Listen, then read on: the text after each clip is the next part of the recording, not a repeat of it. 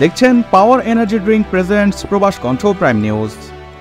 মালয়েশিয়ায় চলছে বিরামহীন অবৈধ প্রবাসী দমন অভিযান। রাজধানী কুয়ালালামপুর সহ বিভিন্ন প্রদেশে চলা অভিযানে গ্রেপ্তার হচ্ছেন শত শত অভিবাসী।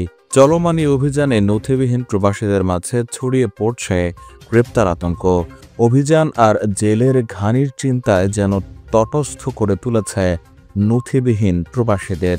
দেশটির ইমিগ্রেশন বিভাগের দৃঢ় সিদ্ধান্ত, কোনোভাবেই অবৈধ প্রবাসীদের থাকতে দেয়া হবে না। আর মালয়েশিয়াতে পাওয়ার এনার্জি ড্রিঙ্কস কিনলে পেতে পারেন মোটরসাইকেল, বাইসাইকেল ও আকর্ষণীয় 2 শতাধিক গিফট হ্যাম্পার। মালয়েশিয়ার যে কোনো দোকান থেকে 6 রিঙ্গিতের পাওয়ার কিনে ইনভয়েসে আপনার নাম ও মোবাইল নম্বর লিখে আজই পাঠিয়ে দিন পাওয়ারের ফেসবুক পেজে।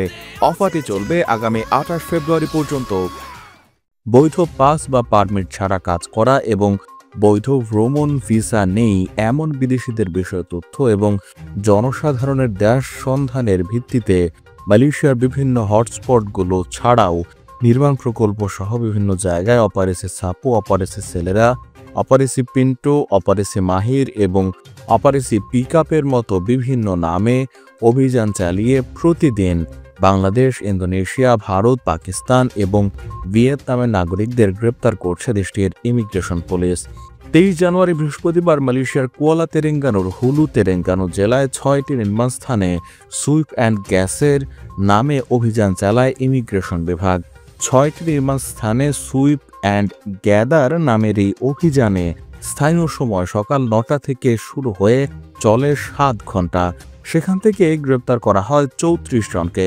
রাজ্য ইমিগ্রেশন বিভাগের পরিচালক মোহাম্মদ ইউসরি মোহাম্মদ নূর বলেছেন, 34 জন বিদেশের মধ্যে 14 জন অবৈধভাবে দেশে প্রবেশ সহ বিভিন্ন অপরাধের জন্য গ্রেপ্তার হয়েছে। গ্রেপ্তারকৃত অবৈধ প্রবাসীদের মধ্যে 12 জন বাংলাদেশি এবং মায়ানমার ও পাকিস্তানের 1 জন করে নাগরিক রয়েছেন। গ্রেপ্তারকৃত অভিবাসীদের পরবর্তী পদক্ষেপ নিতে আজিল ইমিগ্রেশন ডিপোতে রাখা হয়েছে। এর আগে 22 জানুয়ারি রাজধানী কুয়ালালামপুরের পর্যটকদের ব্যস্ততম এলাকা বুকিত বিন্তাং থেকে 71 বাংলাদেশি সহ 176 জনকে গ্রেপ্তার করা হয়।